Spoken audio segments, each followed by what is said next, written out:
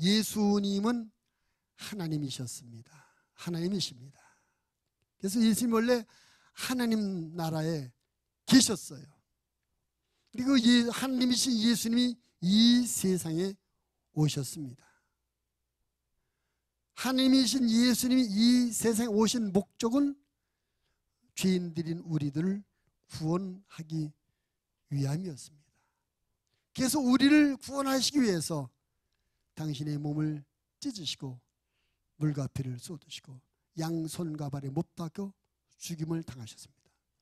우리들의 죄값을 예수님은 당신의 생명으로 지불하심으로 말미암아 나와 여러분의 죄의 빚을 예수님 대신 다 갚아주신 것이죠.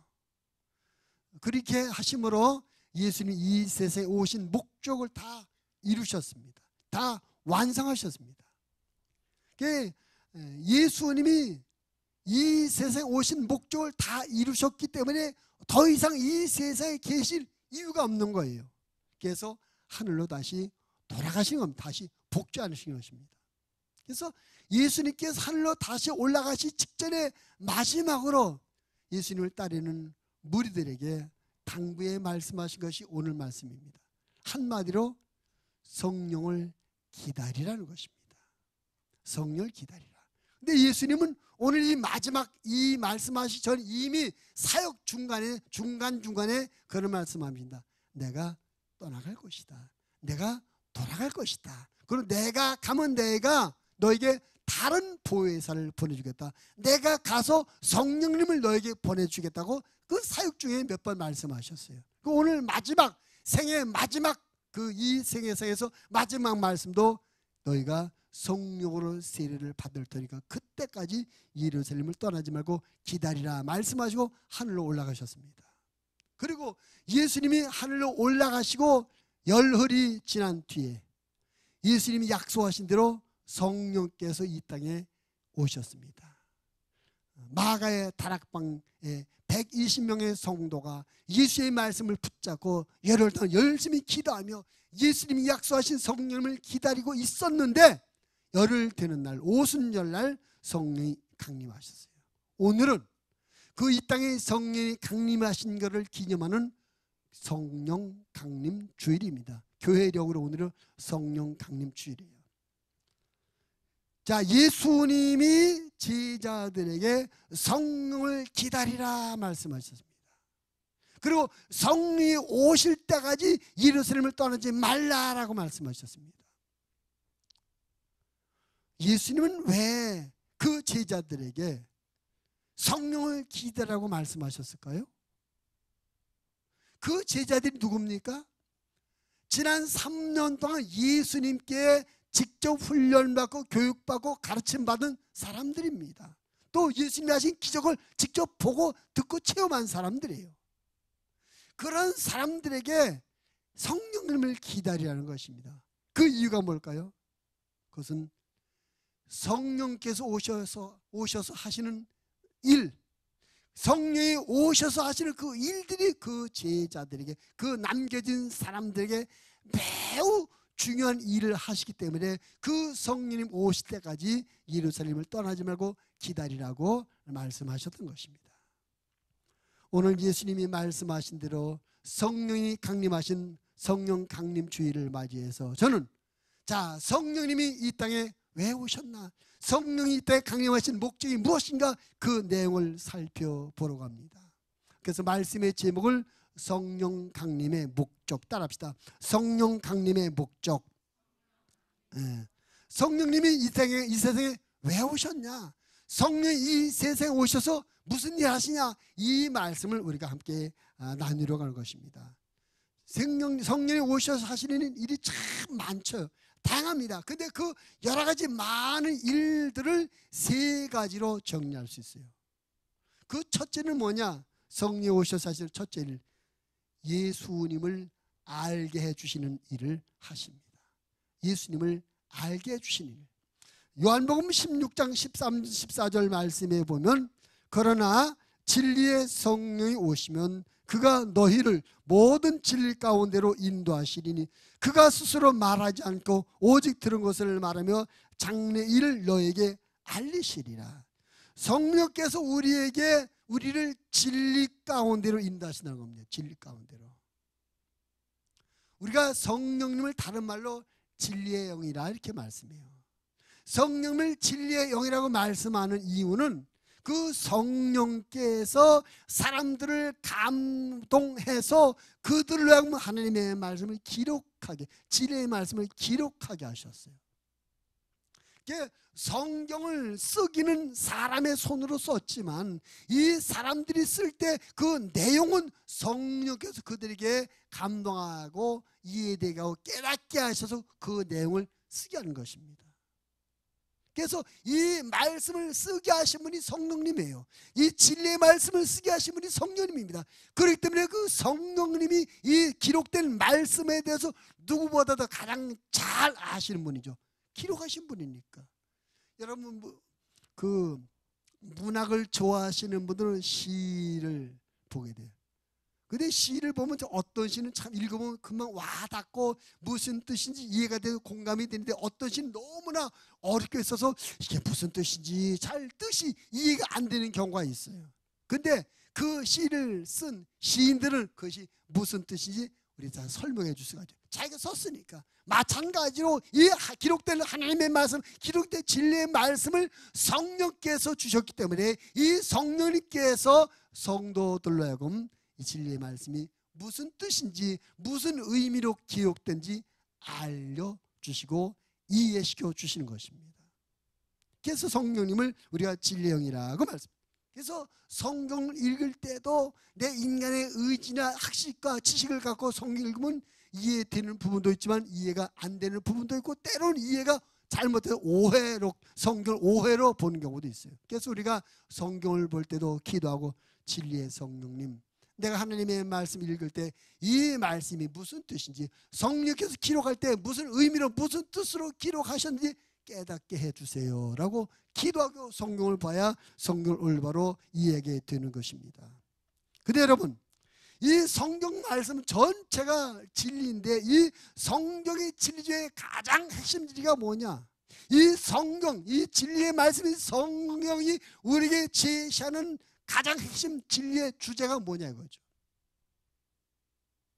성경이 우리에게 주는 가장 핵심적인 진리는 예수님은 우리의 구세주라는 사실입니다. 우리가 예수 그리스도를 믿음으로 말미암아 모든 죄를 용서받고 구원받게 된다는 진리가 이 성경 진리의 핵심 진리인 것입니다. 물론 성경 안에 뭐 사랑에 대한 얘기도 있고 또 성경 안에 우리가 겸손에 제되는 얘기도 있고 성경 안에 우리에게 또 원수를 사랑하는 말씀도 있고 성경 안에 우리가 어떻게 복을 받는지 얘기도 나와 있고 많은 내용들이 있습니다. 그러나 그 다양한 내용들 중에 가장 핵심적인 진리는 예수님이 우리의 구세주가 되시다는 진리인 것입니다. 인정하시면 아멘 합시다.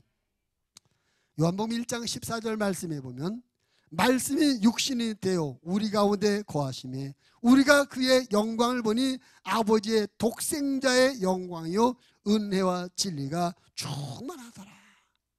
요한복음 14장 6절 말씀에 보니까 예수께서 이르시되 내가 곧 길이요 진리요 생명이니 나로 말미암지 않고는 아버지께로 올 자가 없느니라.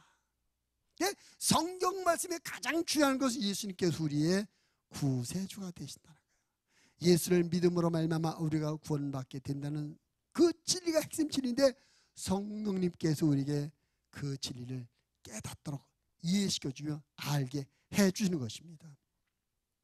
성령님은 우리에게 예수님을 알게 해주시려고 이 세상에 오셨습니다. 여러분 성령님을 우리가 변호사, 변론자라고도 말해요. 변론자, 변호사. 누구를 변호하느냐? 누구를 변론하느냐?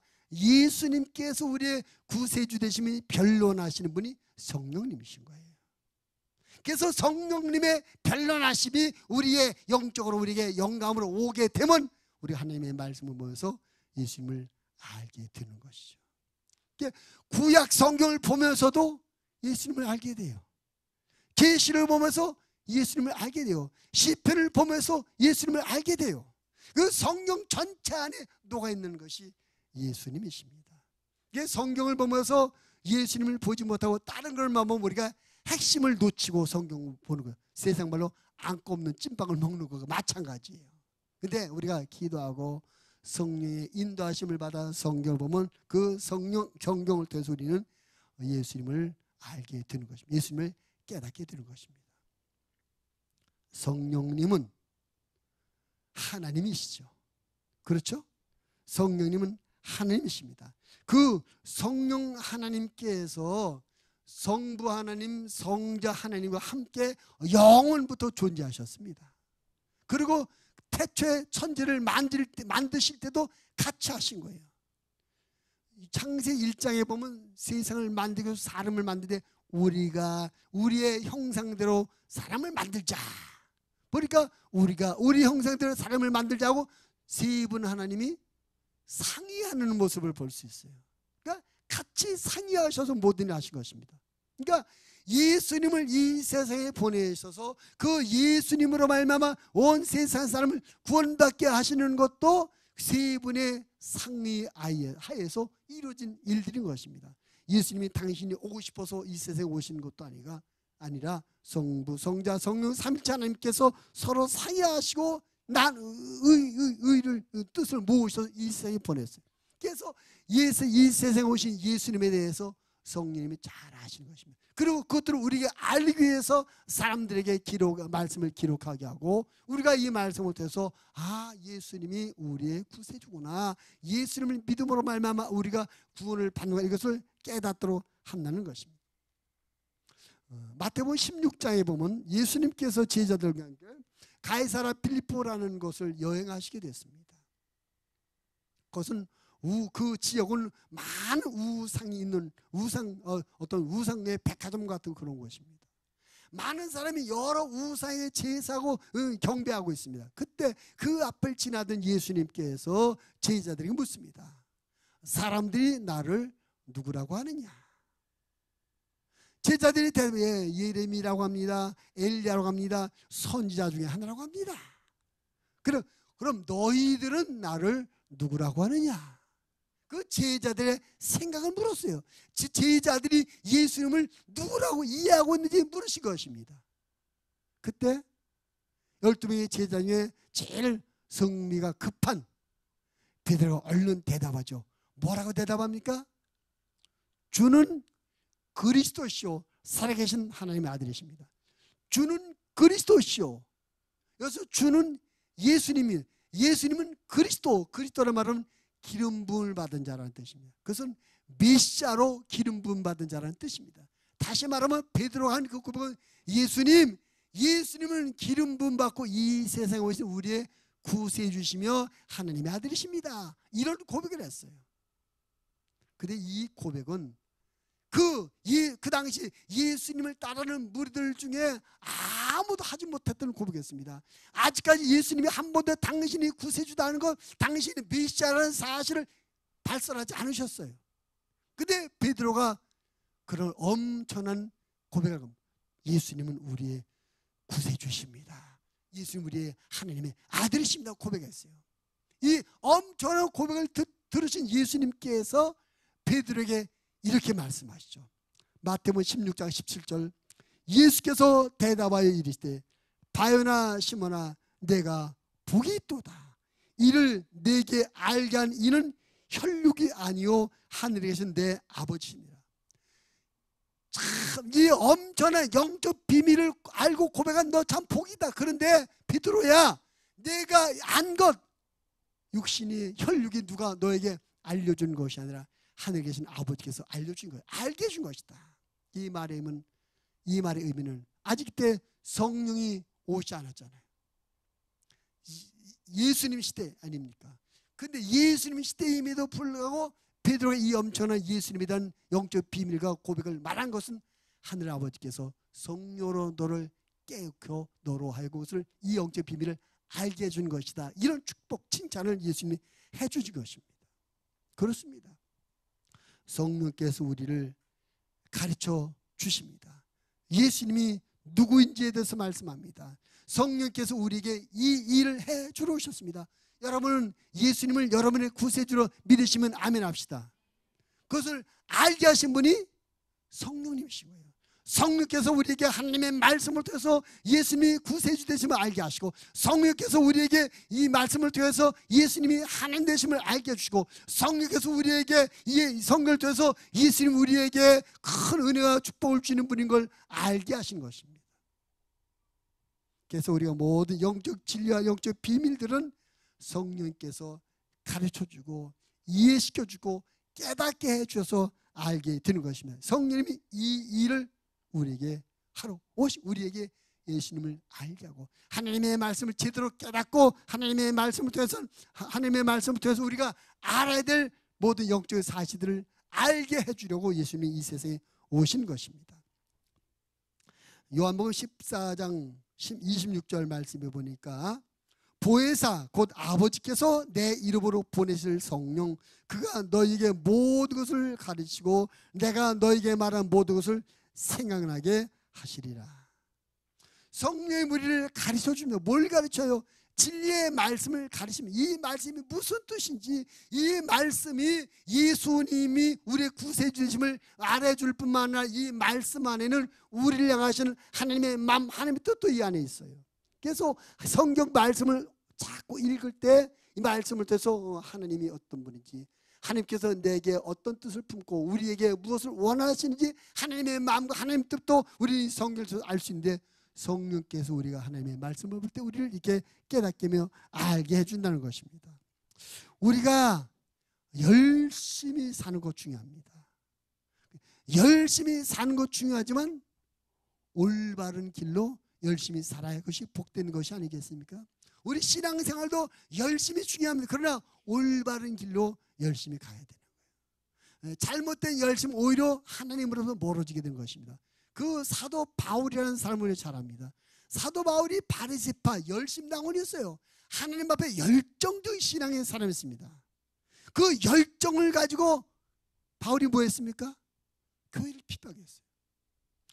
열정이 있었는데 잘못된 열정이 있었기 때문에 교회를 핍박했어요. 나중에 그가 다메섹에 있는 성도를 잡으러 가다가 도중에 예수님을 만납니다. 그리고 성령의 충만을 받게 되고, 그때서야 그가 내가 잘못된 열심이었구나 깨닫고 돌아서서 이제 올바른 진리에서 주님을 위한 열심으로 바뀌어지게 되죠. 그런 경험이 있는 바울이 우리에게 이런 말씀합니다. 로마서 10장 2절 3절. 내가 증언하노니 그들이 하나님께 열심히 있으나 올바른 지식을 따르는 것이 아니니라. 하나님의 의를 모르고 자기 의를 세우려고 힘써 하나님의 의에 복종하지 아니하였느니라. 자기가 경험했거든요. 열심히 했는데 잘못된 열심을 오히려 하나님께서 세우신 진리, 하나님께서 보내는 구세주를 핍박하는, 예수를 핍박하는 잘못된 열심에서 그런 경험이 있었기 때문에 로마서에서 그런 말하는 것입니다. 그런데 우리가 이렇게 올바른 지식을 갖고 올바른 하나님의 뜻을 분별하고 열심을 가져야 돼. 그 올바른 뜻과 올바른 지식, 진리를 깨닫고 가르쳐 주시는 분이 성령님이십니다. 성령이 오셔서 우리에게 이것을 가르쳐 주고 진리를 깨닫게 해주고 예수님을 알고 올바른 신앙생활을 하도록 우리를 도와주시는 것입니다. 바울이 고린도전서 2장 10절에서 이렇게 말합니다. 오직 하나님이 성령으로 이것을 우리에게 보이셨으니 성령은 모든 것 곧 하나님의 깊은 것까지도 통달하시느니라. 성령으로 하지 아니하고는 하나님을 알 수 없고, 성령으로 하자고 예수님을 알 수 없고, 성령으로 하자고 하나님의 뜻을 분별할 수 없어요.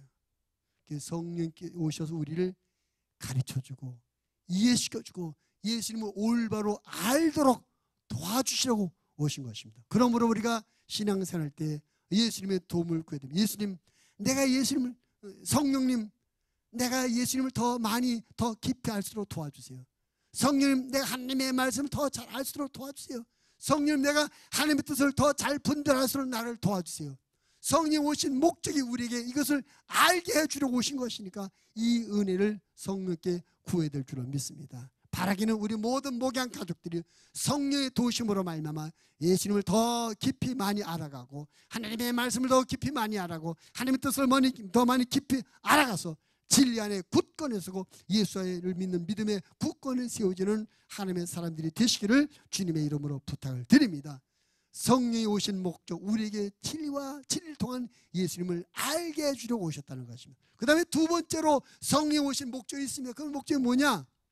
우리라고 예수의 사람이 되게 해 주시러 오셨습니다. 따라합시다. 성령님은 나를 예수님의 사람이 되게 해주신다. 아멘. 성령께서 우리에게 진리의 말씀을 통해서 예수님이 누구신지 알게 해주고 깨닫게 해주실 뿐만 아니라 결정적으로 우리는 그분을 믿는, 믿음을 고백하고 믿는 사람이 되게 해주는 것입니다. 그래서 바울이 고린도전서 12장 3절에서 이런 말해요. 그러므로 내가 너에게 알리노니 하나님의 영으로 말하는 자는 누구든지 예수를 저주할 자라 하지 아니하고 또 성령으로 아니하고는 누구든지 예수를 주시라 할 수 없느니라. 따라합시다. 성령으로 아니하고는 내가 예수를 주라고 고백할 수 없다. 아멘도 하셔야죠. 여러분이 예수님을 주님이라고 고백하셨습니까? 여러분이 예수님 여러분의 구주라고 고백하시다면 그것이 성령께서 여러분을 하여금 그렇게 깨닫고 믿고 결단하여 받아들이가요 그를 고백하도록 도와주신 성령의 도우심의 결과인 것입니다. 내 의지로 예수님이 나의 주님이라고 말할 수 없어요. 내 의지로 하나님을 아버지라고 부를 수 없어요.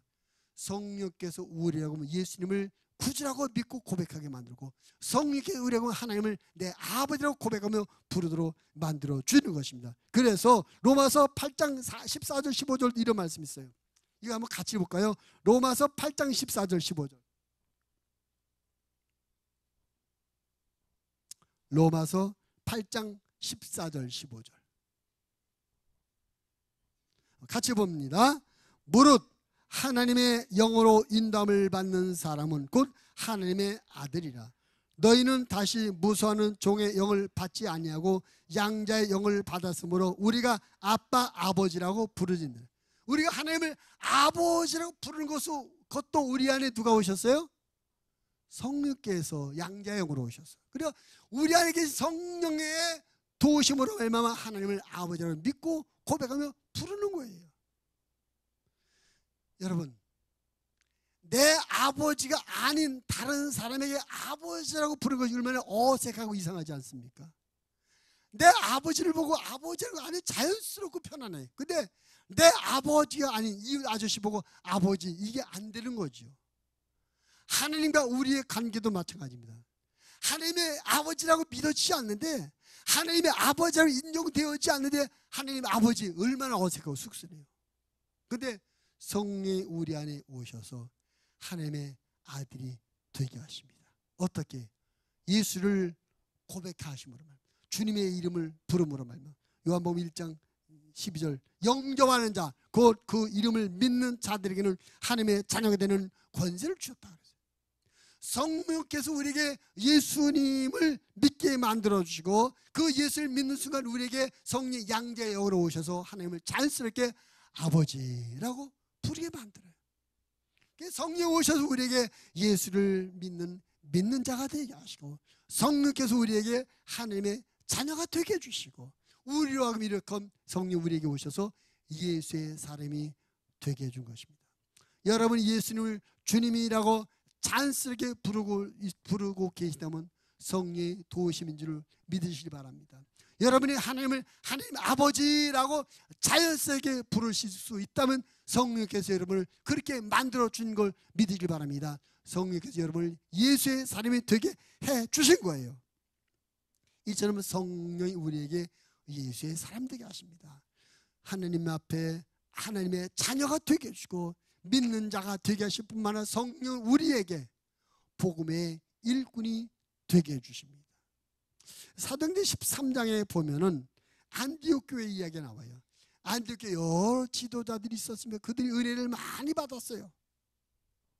근데 그들이 늘 금식하며 기도할 때 이런 일이 일어납니다. 사도행전 13장 2절 3절의 말씀에 보면 주를 섬겨 금식할 때에 성령이 이르시되 내가 불러 시키는 일을 위하여 바나바와 사울을 따로 세우라 하시니 이에 금식하며 기도하고 두 사람이 안수하여 보내니라. 이 바나바와 사울이 안디옥 교회에 공동 목회를 하고 있었습니다.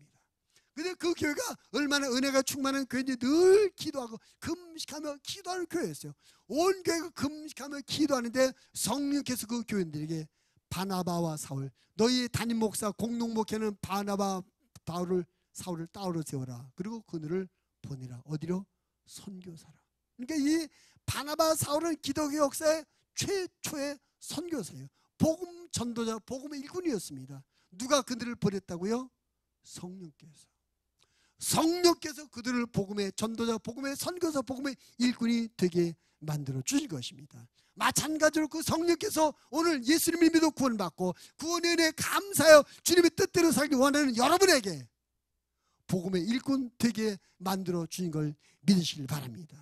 여러분이 예수님의 복음을 증거하고 예수님의 구세주님을 선포할 수 있다면 여러분은 성령께서 그게 여러분을 복음 전도자, 복음 일꾼으로 만들어 준 증거인 줄로 믿습니다. 우리가 복음을 증거하는 일뿐만 아니라 이런저런 하나님의 일들을 많이 감당합니다. 이런저런 많은 하나님의 일을 감당할 때 여러분이 그 모든 일을 기쁨으로 즐거움으로 자원함으로 감당하고 계시다면 그 여러분의 자원함으로 기쁨과 감사함으로 그 하나님의 복음의 일에 헌신하게 하신 분이 성령인 줄 믿으시기 바랍니다.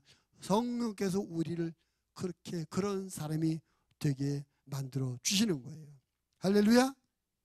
뿐만 아니라 성령 우리의 거룩한 의롭고 거룩한 자가 되게 만들어 주십니다. 고린도전서 6장 11절에 보면 이런 말씀이 있어요. 너희 중에 이와 같은 자들이 있더니 주 예수 그리스도의 이름과 우리 하나님의 성령 안에서 씻음과 거룩함과 의롭다 하심을 받았느니라. 성령께서 우리를 거룩하게 하고 의롭다 하심을 받는 자가 되게 만들어 주는 것입니다. 내가 거룩해지려고 애를 써도 안 되는 거예요. 내가 의로워지려고 애를 써도 안 되는 겁니다. 성령께서 우리에게 거룩하게 만들어주고 성령께서 우리에게 우리를 의롭게 만들어주는 것입니다. 내가 이런 사람이 돼야지, 내가 이런 인물이 돼야지 원하지만 내 의지와 결단만으로 안 된단 말이에요. 그런 사람이 되게 하신 분이 성령님, 우리 안에서 그렇게 그런 사람이 될 수 있도록 깨달음을 갖게 하시고 그런 정체성을 갖게 하시고 그런 삶을 살아가도록 우리를 만들어주는 겁니다. 그래서 성령께서 우리를 예수의 사람이 되게 하십니다. 여러분은 성령의 도심으로 말미암아 예수를 믿는 자가 된 걸 믿으시기 바랍니다. 여러분 성령의 도심으로 말미암아 예수를 믿어서 구원받은 자가 된 것을 믿으시기 바랍니다. 여러분은 성령의 도심으로 말미암아 복음의 전도자, 복음의 일꾼이 된 걸 믿으시길 바랍니다. 할렐루야. 성령께서 우리에게 세상에 살고 마귀의 종로로 타는 그런 우리로 하여금 하나님의 사람, 예수의 사람이 되게 해주려고 이 세상에 오셔서 그 결과 오늘 우리가 여기 있는 거예요. 할렐루야. 이처럼 성령이 오셔서 우리를 하고 예수님을 알게 해주시고 그 다음에 예수를 믿어서 예수의 사람이 되게 해주셨습니다. 그리고 또 한 가지 성령이 오셔서 또 한 가지 세 번째를 했습니다. 그것은 우리를 하고 예수의 사람으로 살게 해주십니다. 따라합시다. 성령께서 나로 하여금 예수의 사람으로 살게 해주십니다. 아멘. 여러분 오늘 여기 주일날 하나님 앞에 예배 드리러 나오셨습니다. 그런데 사실은 내가 나온 것 같으나 내가 여기 나서 예배를 드리는 예배자의 삶을 살게 해주신 분이 우리 안에 계신 성령인 줄 믿습니다. 성령께서 우리에게 주일날이니까 하나님 앞에 나가 내게 베풀어주는 은혜를 감사하며 예배 드려야지, 그런 생각을 먹게 만드는 거예요. 내가 여기저기 갈 일이 있지만 또는 피곤하니까 집에서 쉬고 싶은 그런 이유도 있겠지만 성령께서 그런데 하나님 앞에 나가 예배 드리는 게 맞지 않냐? 우리에게 그런 마음을 먹게 해서 오늘 여기 나와서 예배 드리게 만들어주는 거예요. 여러분에게 예배를 드리도록 만드신 분이 성령인 걸 믿으시길 바랍니다. 아멘. 내가 한 것 같으나 내 안에 계신 성령께서 우리를 도우셔서 이런 사람이 예수의 사람으로 살아가게 만들어준 것입니다. 우리가 신앙생활하는 모든 거 내가 아는 것 같으나 내 안에 성령께서 도우셔서 그렇게 되는 거. 우리가 기도하는 것도 내가 기도해야지 해서 기도하는 것 같으나 사실은 성령께서 우리에게 기도할 마음을 품게 하고 영적인 갈증을 느끼게 하셔서 하나님 앞에 나와 기도하게 만들어주는 것입니다. 그 기도의 변화에 대해서도 우리가 제자들의 모습만 봐도 우리가 이해를 할 수 있어요. 지난 금요일날 우리가 그 심야 기도 때 그런 말씀 나눴습니다. 겟세마네 동생의 기도의 말씀 나눴습니다. 예수님께서 제자들을 데리고 겟세마네 동산에 가셔서요. 예, 십자가의 죽음을 앞에 놓고 마지막 기도를 하려고 제자들을 데리고 가신 거예요.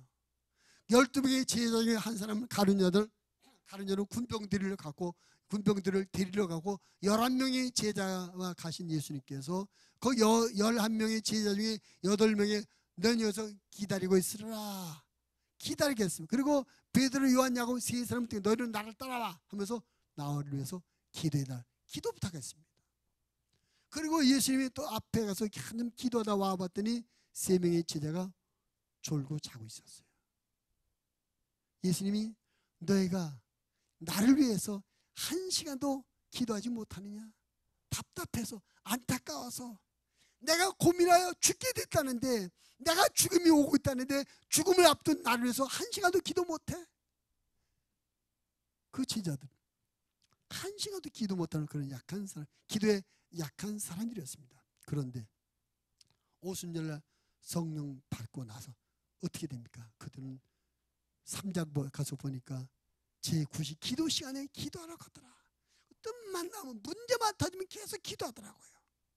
성령께서 오셔서 그들은 기도의 삶을 살게 만들어 준 줄을 믿습니다.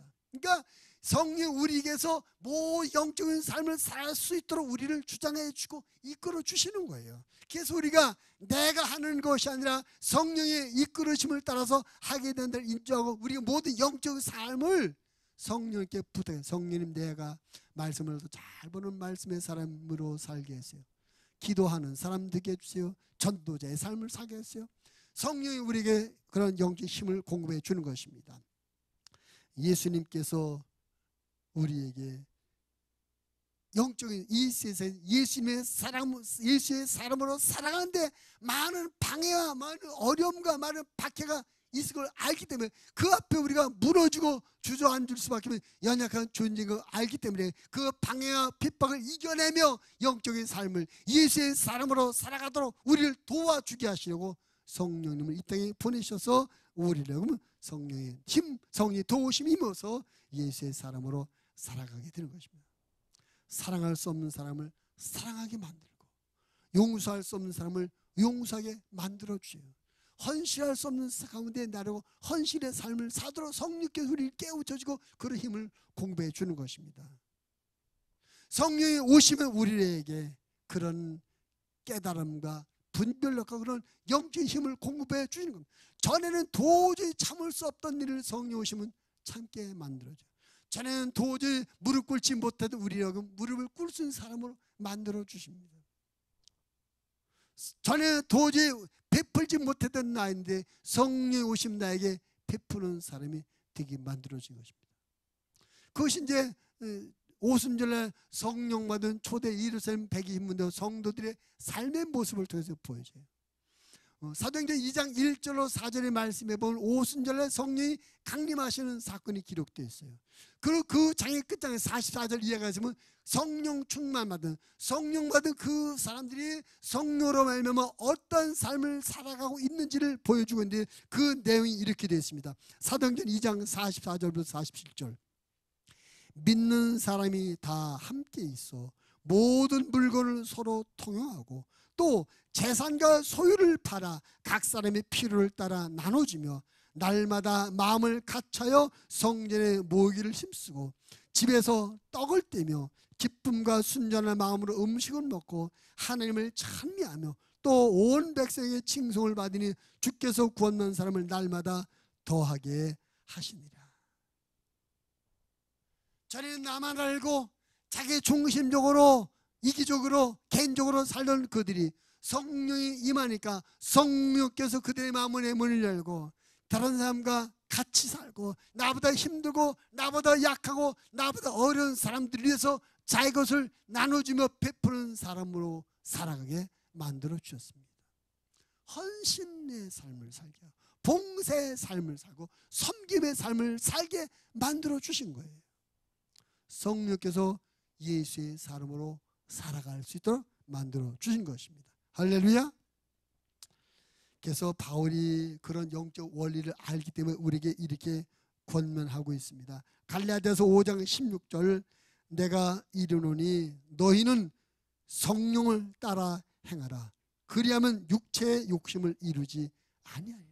우리가 성령께서 이끌어 주시는 대로 성령께서 인도해 주신 대로 따라가면 우리가 육체의 삶을 살자고 이런 영적인 삶을 잘 살아갈 수 있다는 거예요. 예배의 삶을 살고 기도의 삶을 살고 봉사의 삶을 살고 헌신의 삶을 살 수 있다는 것입니다. 내 의지, 내 결단이 아니라 성령께서 그렇게 그런 삶을 살도록 힘을 우리에게 주고 그렇게 살도록 우리를 이끌어 주시는 것입니다. 오늘 우리가 읽은 본문의 말씀에 보니까 예수님께서 성령을 기다리라. 예루살렘을 떠나지 말아라. 그러면서 8절 가서 무슨 말씀하십니까? 성령이 임하시면 너희가 권능을 받고 예루살렘과 온 유대와 사마리아 땅 끝까지로 내 증인이 되리라 하셨습니다. 앞에서 말씀하신 이 모든 것의 결과, 즉 성령 오셔서 첫 번째 뭐 하신다? 우리에게 예수를 알게 하시고, 두 번째는 우리에게 예수의 사람이 되게 해주시고, 세 번째 예수의 사람으로 살게 해주십니다. 이처럼 우리가 예수님을 알고 예수를 믿어서 예수의 사람이 되고 성령의 도심으로 예수의 사람으로 살아가면 그것이 우리에게 능력이에요. 어떤 능력? 사람들에게 예수 그리스도를 증언하는 능력이 되는 것입니다. 여러분, 100마디 전도의 메시지보다 우리가 예수의 사람으로 살아가는 삶의 모습이 우리의 삶을 지켜보고 있는 주변 사람에 더 강력한 전도의 메시지가 되는 것입니다. 내가 전하는 말, 예수 믿으세요, 이 말은 별로 감동을 안 받고 별로 영향을 안 받아.